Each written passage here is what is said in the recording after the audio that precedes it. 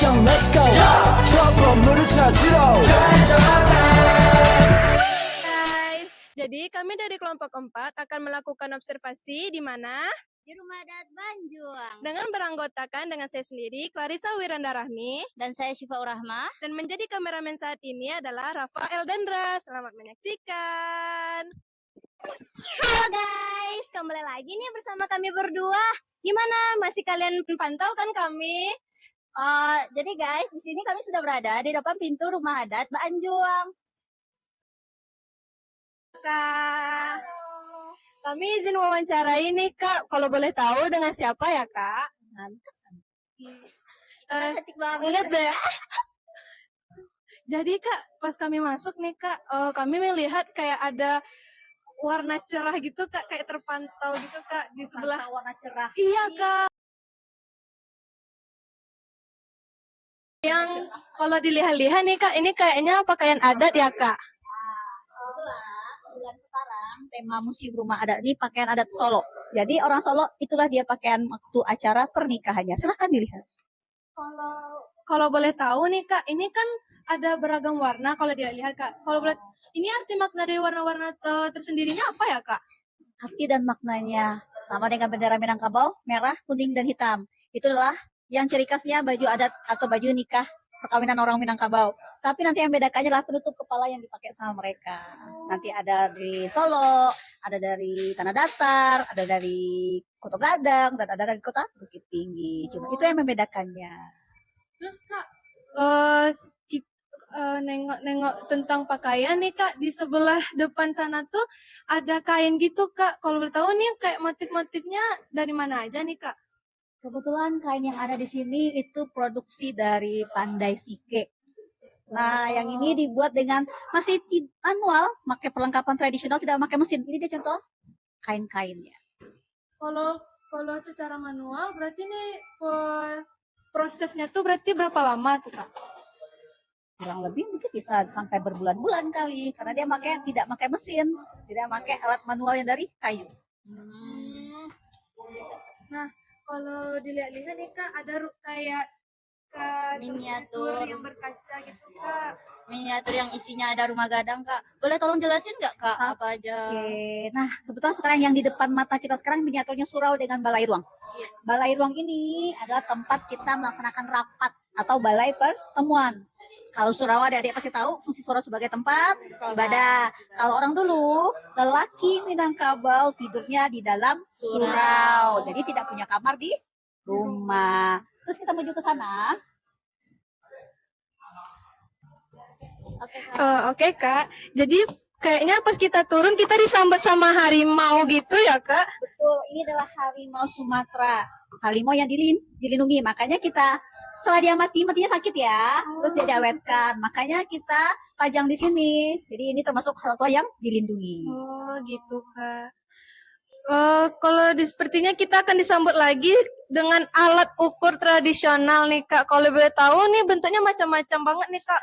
Boleh jelasin nggak Kak apa maksudnya Kak? Oke, alat ukur tradisional dari mulai yang benar-benar tradisional yang kita nggak pernah ketemu adalah gantang, ada literan dan tekong. Ini semua sebagai untuk alat ukur kita untuk beras. Terus ada lagi buat minyak. Kalau pengen tahu, silakan datang ke Museum Rumah Adat Banjuang. Nanti ada informasinya kapan kita mengadakan pamerannya. Lanjut lagi nih Kak. Di sini kayaknya ada kayak bendanya agak gede-gede ya Kak. Ini perlengkapan rumah tangga yang dipakai masak. Ada balango. Ini dia balango. Terus ada lagi talam buat tempat makan. Terus ada lagi kumbak kawa. Kumbak kawa tempat menyimpan air kawa. Air kawa tuh kayak rebusan daun kopi itu, masukin ke dalam sana. Nah, kalau ke sebelah kanan nih Kak, kayaknya ada koleksi gitu ya Kak, mata uang. Cuan-cuan. Oh, Oke. cuan-cuan nih Cuan, Kak. Kak. Dari zaman tua, dari zaman 1943 sampai sekarang yang kita pakai. Tapi ada yang bersejarah di tahun 1948. Ada mata uang Rp10 Provinsi Sumatera. Beberapa tahun setelah merdeka, Indonesia itu sulit mata uang itu beredar. Makanya pemerintah mengizinkan daerah mengeluarkan mata uang. Nah, salah satunya Provinsi Sumatera mengeluarkan mata uang Rp10. Semuanya ini diberikan secara cuma-cuma oleh pengunjung ke Museum Rumah Adat Mbak Anjum. Oke Kak. Terus di sini ada manuskrip. Manuskrip ini ada nggak Kak sumbangan dari orang-orang luar gitu Kak? Ada, kebetulan manuskrip kita ada yang memberikannya, itu dia dari Bapak Bandaro Kayo dari daerah Padang Taro. Al-Qur'annya berusia 1700 Masehi. Silakan ada lihat-lihat sendiri bentuk Al-Qur'annya seperti apakah sama dengan Al-Qur'an kita sekarang. Silakan dilihat. Setelah ditelusuri dengan pengunjung kita yang kebetulan dia pernah kuliah di daerah Yaman, ini adalah Al-Quran tafsir. Walaupun dia tidak pakai garis, itu menjelaskan tentang Al-Quran bacaannya yang berwarna merah dan yang warna hitam itu adalah arti dari bacaan yang ada di dalam Al-Quran tersebut. Itu dia. Begitu juga dengan kitab Nahu. Pengunjung yang dari Yaman tersebut menyatakan, ini kitab Nahu ini hampir sama dengan grammar tata bahasa dalam bahasa Inggris. Ternyata di dalam bahasa Arab juga ada grammarnya terdapat dalam kitab Nahu ini. Umurnya juga sudah tua, 1400 Masehi. Lebih tua ya Kak? Lebih tua daripada yang sebelumnya. Oke Kak, sekarang kita udah sampai di senjata tradisional. Di sini apa aja sih fungsi-fungsi dari senjata ini satu-satu Kak? Oke. Nah, adik-adik mungkin belum tahu bentuk senjata yang dipakai orang dulu. Ini dia namanya badia. Badia balansa. Itu udah bentuknya. Jadi panjang kayak apa ya? Shotgun orang sekarang. Shotgun dulu seperti itu. Terus ada kris. Kris ini dipakai sama pahlawan kita dulu. Ingat dulu kan ada pertempuran perang Padri antara pihak agama dengan adat. Nah, ini dipakai sama orang dahulu untuk perang. Itu aja. Terus nanti ada bisa melihat lagi ada meriam. Meriam itu semuanya ada 9. 7 di Benteng Sordekok, 2 di Kebun Binatang. Nah, meriam itu adalah salah satu cagar budaya yang ada di kota Bukit Tinggi. Nanti silakan berkeliling di Benteng Sordekok itu. Apakah benar 7 dia? Dengan berbagai bentuk meriam di sana. Yang punya kita ada di dalam yang paling kecil. Jadi Kak, tadi kami kan sudah berkeliling-keliling sama Kakak nih. Sekarang kita udah sampai di tempat ukiran. Jadi apa aja sih ukiran dari Rumah Gadang ini Kak? Oke, adik-adik, sebagai penjelasannya Rumah Gadang kita banyak mengandung ukiran. Jadi orang Minangkabau memiliki filosofi alam tak kambang jadi guru. Makanya ada beberapa ukiran yang udah kakak tulis namanya. Seperti Kucing Lalo, Salua Laka, Pucuk Rabuang, Tupai Managun, Jareta Kambang, Jalota Serak, dan Itiak Pulang Patang. Saya tahu kan Itiak Pulang Patang itu apa? Dia semua memiliki makna filosofi tersendiri. Salah satunya Salua Laka, Pucuk Rabuang. Salua adik-adik pasti tahu kan? Dengan salua itulah penutup kepala yang dipakai oleh laki-laki, khususnya datua atau nyonya mama, upacara adat. Laka Pucuk Rabuang. Laka itu dengan Pucuk Rabuang digambarkan dengan anak dan kemenakan. Jadi seorang mama harus merangkul anak kemenakannya, tidak anaknya saja. Terus ada Itiak Pulang Patang. Pernah lihat kan motif Itiak Pulang Patang? Itiak yang berbaris seperti ini. Yang kecil-kecil berbaris tepi-tepi itu. Nah, itu maknanya orang Minangkabau hidupnya teratur. Itu saja. Tip. Jadi semua diletakkan tidak sembarangan. Ada yang taruh di jendela saja, ada di pintu saja, ada yang di atas jendela itu saja, tidak boleh dicampur-campur. Nah, itu dia ukiran yang ada di Rumah Gadang.